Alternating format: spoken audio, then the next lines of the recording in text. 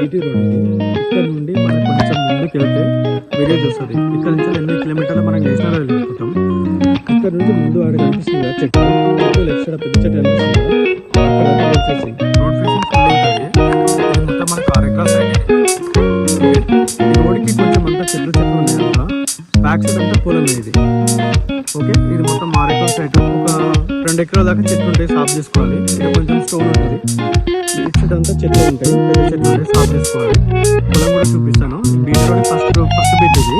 ఎక్కువ ధరలోనే మనకి national highway నుండి ఇడికి ఒక జస్ట్ మనకి 8 కిలోమీటర్ల హైదరాబాద్ నుండి వరంగల్ నేషనల్ హైవేకి వస్తాం. ఇక్కడ అనిపిస్తుంది కదా, అది పొలం. అది పొలం వస్తుంది, ఇది ల్యాండ్ వస్తుంది.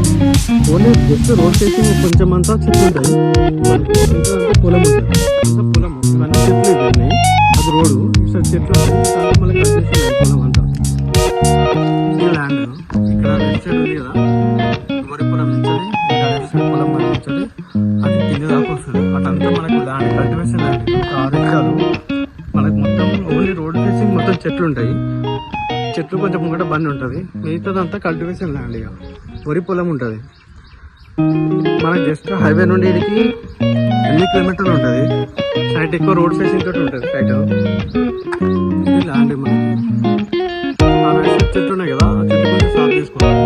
కల్టివేషన్ వరి పొలం ఎదురుగా చెట్లు కనిపిస్తున్నాయి కదా, ఆ చెట్లు సాఫ్ చేసుకుని రోడ్ ఫేసింగ్ మంచిగా రోడ్ బిట్ అవుతుంది. మనకి నేషనల్ హైవే 8 కిలోమీటర్ల ఇటు వచ్చేసిన సైట్. తక్కువ ధరలో చుట్టుపక్కల ఇది ఒకటే ఉంది సైట్.